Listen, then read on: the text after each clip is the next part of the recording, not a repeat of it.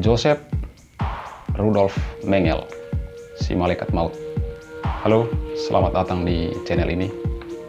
Di video kali ini kita akan membicarakan seorang tokoh di zaman Nazi pada masa Perang Dunia Kedua. Tokoh ini bernama Joseph Rudolf Mengele. Joseph Mengele lahir pada tanggal 16 Maret tahun 1911 di sebuah kota Bavaria di Jerman. Dia anak pertama dari 3 bersaudara. Ayahnya seorang petani kaya raya di tempatnya dan mantan veteran Perang Dunia ke-1. Joseph tumbuh sebagai anak yang berbakat dan cerdas. Di masa pendidikannya, ia bahkan meraih 2 gelar doktor dari 2 disiplin ilmu yang berbeda, yaitu kedokteran dan antropologi. Setelah menyelesaikan pendidikan kedokterannya, ia lalu melanjutkan studi filsafat di bawah bimbingan Alfred Rosenberg. Dari Rosenberg lah Dr. Mengele mendapatkan paham rasialis yang sangat kuat. Setelah menyelesaikan pendidikannya,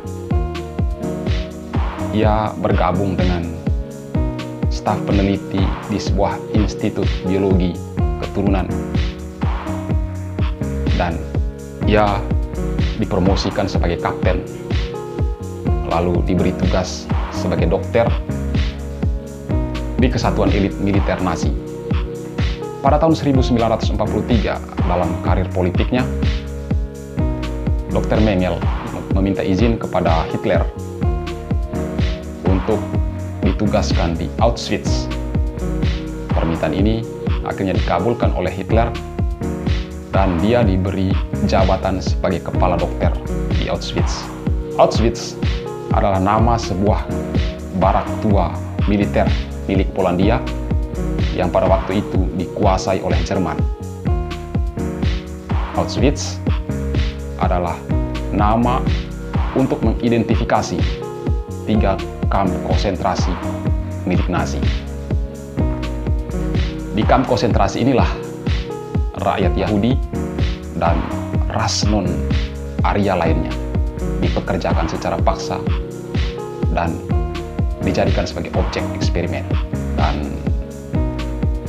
kita tahu kisah selanjutnya, 6 juta rakyat Yahudi dibunuh di kamp ini. 1 juta diantaranya anak-anak dan 5 juta lagi yang lainnya dari ras non-Arya. Dan pada tahun 1979, UNESCO akhirnya menjadikan tempat ini sebagai warisan dunia untuk mengenang dan menghormati para tahanan yang meninggal di sana. Sebagai dokter kepercayaan Adolf Hitler, ditambah dengan paham rasial yang sangat kuat, yang sangat melekat di dalam diri Dr. Mengele, dan jabatannya sebagai kepala dokter di kamp konsentrasi tersebut, ia menjalankan suatu proyek yang sangat ambisius dan gila. Dr. Mengele meneliti mengapa terjadinya kelahiran kembar. Tujuan dari penelitian ini adalah untuk mengembangkan atau meningkatkan populasi ras Arya secara cepat.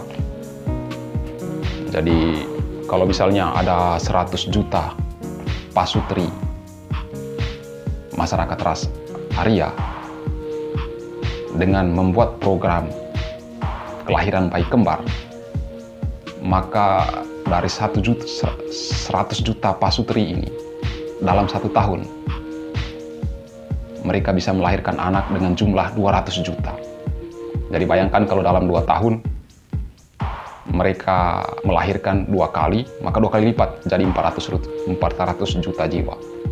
Dan di dalam percobaannya, Dr. Mengele menyuntikkan anak-anak kembar yang ada di dalam kamp tersebut dengan bahan kimia yang berbahaya. Bahkan ada yang disuntik dengan bensin.